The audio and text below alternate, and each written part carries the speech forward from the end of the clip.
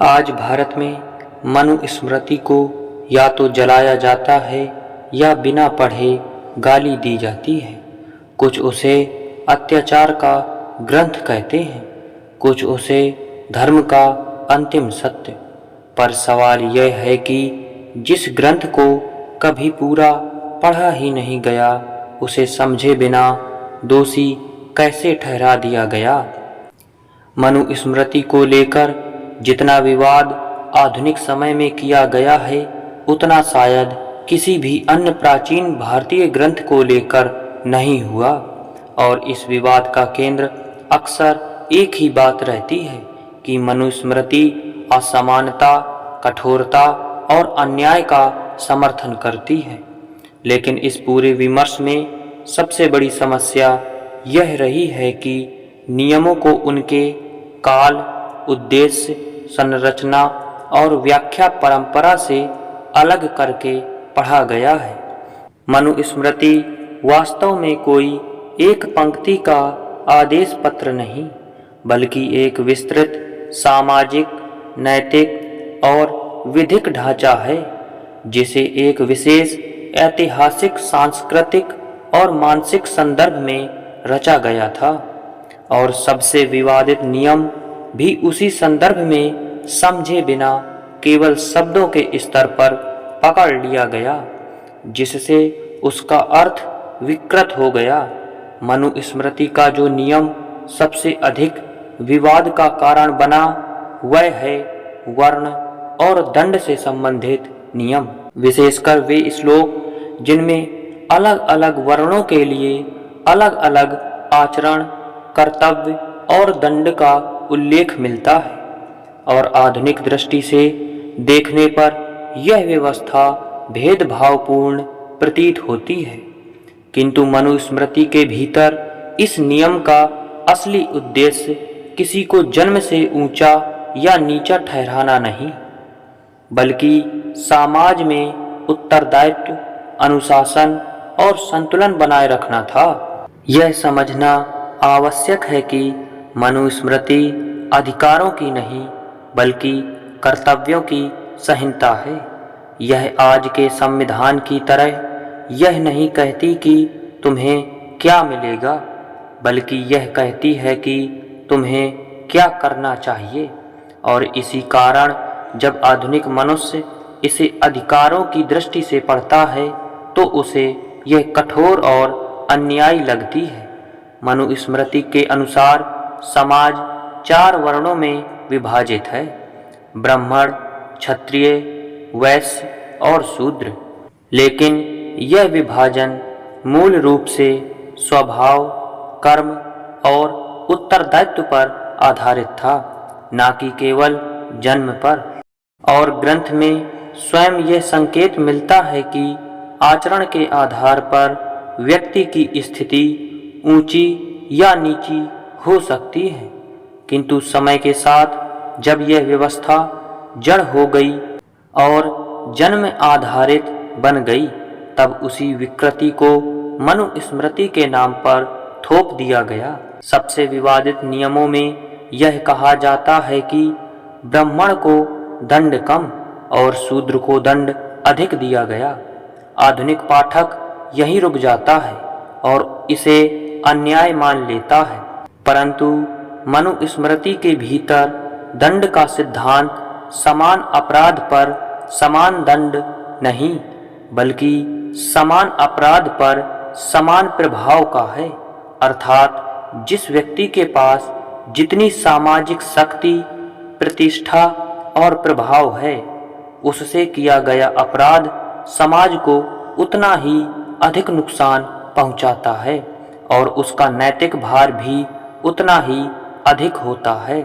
उदाहरण के लिए, यदि किसी साधारण व्यक्ति को झूठ सीमित प्रभाव डालता है, लेकिन यदि कोई गुरु, शिक्षक या नेतृत्वकारी व्यक्ति झूठ बोलता है, तो उससे पूरे समाज की दिशा भटक सकती है। इसलिए मनुस्मृति में उच्च पद या उच्च सामाजिक उत्तरदायित्व वाले व्यक्ति के लिए नैतिक अपेक्षा भी अधिक रखी गई है। और कई स्थानों पर यह भी कहा गया है कि यदि ब्राह्मण अपने आचरण से गिर जाए तो वह ब्राह्मण नहीं रहता, अर्थात पद स्थायी नहीं, आचरण प्रधान है। विवाद का दूसरा बड़ा कारण स्त्रियों से संबंधित नियम है, जहाँ यह कहा जाता है कि स्त्री को पिता, पति और पुत्र के संरक्षण में रहना चाहिए। आधुनिक दृष्टि से यह वाक्य स्त्री विरोधी लगता है, किंतु मनुस्मृति के काल में इसे नियंत्रण नहीं बल्कि सुरक्षा और उत्तरदायित्व के रूप में देखा गया था। और यह नियम स्त्री की स्वतंत्रता छीनने के लिए नहीं बल्कि समाज को यह जिम्मेदारी सौंपने के लिए था कि वह स्त्री को असुरक्षित ना छोड़े। दुर्भाग्य से समय के साथ इस नियम का अर्थ उलट दिया गया और इसे स्त्री को कमजोर और आश्रित दिखाने के लिए उपयोग किया गया, जबकि मनुस्मृति स्वयं यह भी कहती है कि जहाँ स्त्रियों का सम्मान होता है वहाँ देवता वास करते हैं, जिसे अक्सर आलोचना में अनदेखा कर दिया जाता है। एक और विवादित नियम यह है कि शूद्र को वेद पाठ या कुछ धार्मिक कर्मों से वंचित बताया गया। आधुनिक समय में इसे ज्ञान पर रोक के रूप में देखा जाता है, लेकिन उस काल में वेद पाठ केवल अध्ययन नहीं बल्कि अत्यंत कठोर अनुशासन, दीर्घ तपस्या और विशेष जीवन शैली की मांग करता था। और यह व्यवस्था इस आधार पर बनाई गई थी कि हर व्यक्ति अपनी प्रकृति और जीवन भूमिका के अनुसार कर्म करे, ना कि इसलिए कि किसी को अज्ञान में रखा जाए। किंतु जब यह व्यवस्था लचीली न रहकर कठोर बन गई, तब वही नियम शोषण का साधन बन गया। मनुस्मृति का सबसे बड़ा दुर्भाग्य यह रहा कि इसे अंतिम सत्य की तरह प्रस्तुत किया गया, जबकि भारतीय परंपरा में मनुस्मृति केवल एक स्मृति ग्रंथ है, श्रुति नहीं।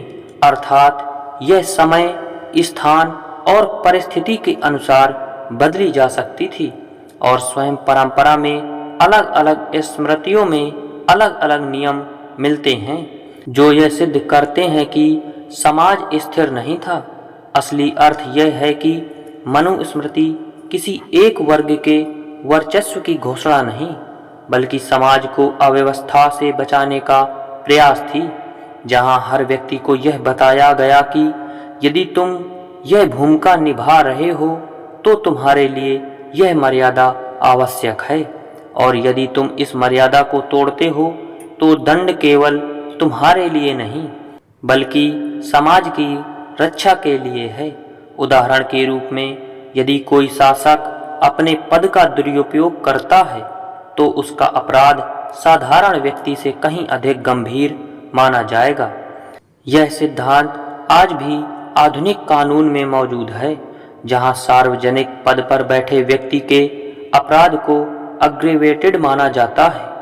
मनुस्मृति के नियमों का असली संदेश यह था कि अधिकार से पहले कर्तव्य और स्वतंत्रता से पहले अनुशासन आवश्यक है, क्योंकि बिना अनुशासन के स्वतंत्रता अराजकता में बदल जाती है और बिना कर्तव्य के अधिकार समाज को स्वार्थी बना देता है।